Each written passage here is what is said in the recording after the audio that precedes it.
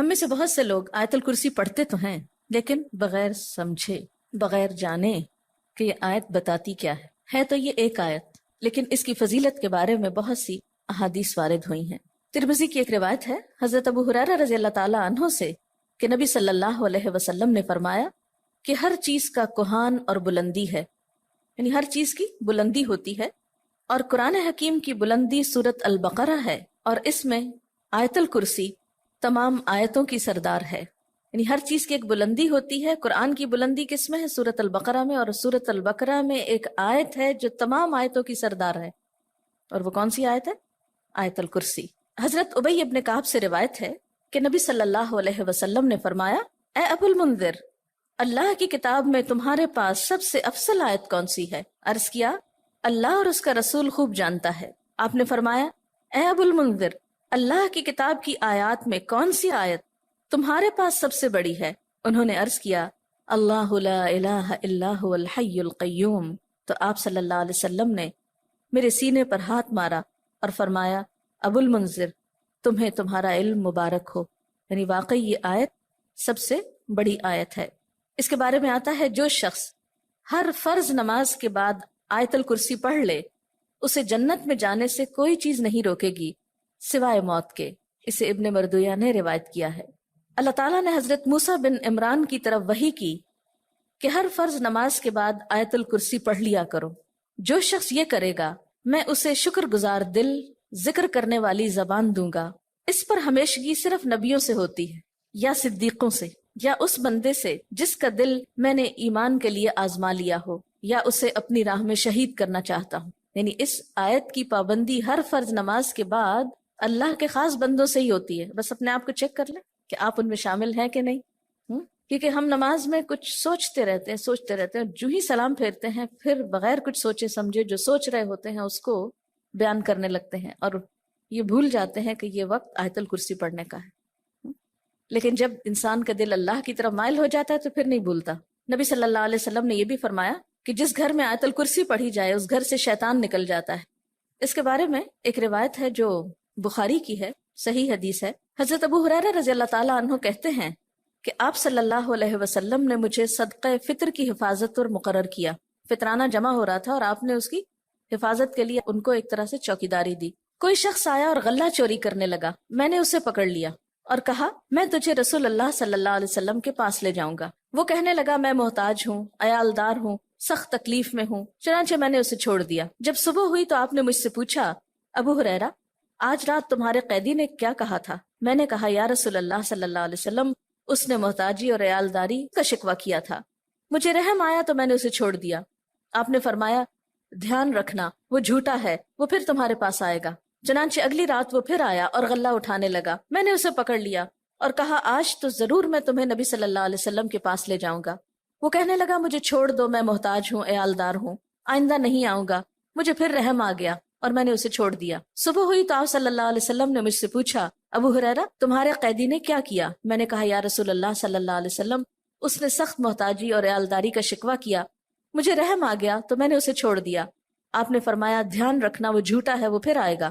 چنانچہ تیسری بار میں طاق میں رہا، وہ آیا اور غلہ سمیٹنے لگا۔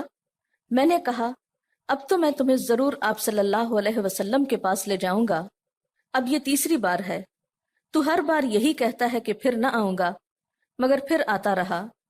اس نے کہا، مجھے چھوڑ دو، میں تمہیں چند کلمے سکھاتا ہوں جو تمہیں فائدہ دیں گے۔ میں نے کہا، وہ کیا ہیں؟ کہنے لگا، جب تو سونے لگے تو آیت الکرسی پڑھ لیا کر، اللہ کی طرف سے ایک فرشتہ تیرا نگہبان ہوگا اور صبح تک شیطان تیرے پاس نہ آئے گا۔ صبح ہوئی تو آپ صلی اللہ علیہ وسلم نے مجھ سے پوچھا، تیرے قیدی نے آج رات کیا کیا؟ میں نے آپ صلی اللہ علیہ وسلم کو ساری بات بتلا دی تو آپ صلی اللہ علیہ وسلم نے فرمایا، اس نے یہ بات سچی کہی، حالانکہ وہ جھوٹا ہے۔ پھر آپ نے مجھ سے کہا، ابو ہریرہ، جانتے ہو 3 راتوں سے کون تمہارے پاس آتا رہا ہے؟ میں نے کہا، نہیں۔ آپ صلی اللہ علیہ وسلم نے فرمایا، وہ شیطان تھا جو انسانی شکل میں آ رہا تھا۔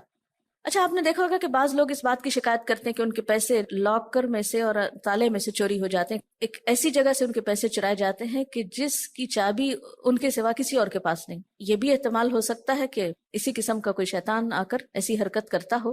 تو اس کا حل یہی ہے کہ انسان سونے سے پہلے آیت الکرسی پڑھ کر چاروں طرف پھونک مارے تو پھر حفاظت ہو جاتی. آپ گھر سے نکلنے لگے یا ایسے اپنے لاکر کو لاک کرنے لگے تو آیت الکرسی پڑھ کر اس پر پھونک مار دے تو اللہ تعالیٰ ایک چوکیدار مقرر کر دیں گے ایک فرشتے کو، پھر کوئی نہیں چرا سکے گا اس کو. تو بہرحال آیت الکرسی جو ہے یہ بہت ہی فضیلت والی آیت ہے. چلیے اب دیکھتے ہیں کہ اس آیت میں ہے کیا. اللہ لا الہ الا ہو، اللہ تعالیٰ اس کے سوا کوئی الہ نہیں. الہ کون ہوتا ہے؟ اس کا معنی عام طور پر معبود کیا جاتا ہے، لیکن بنیادی طور پر الہ کا معنی ہوتا ہے خالق، رازق، مالک، حاجت روا، مشکل کشا، عبادت کے لائق. ظاہر ہے جس نے پیدا کیا، جو روزی دیتا ہے، وہی مالک ہونے کا حقدار ہے. پھر جو ہماری حاجتیں پوری کرتا ہے، جو ہماری مشکلیں آسان کرتا ہے، وہی اس لائق ہے کہ ہم اس کی عبادت بھی کریں.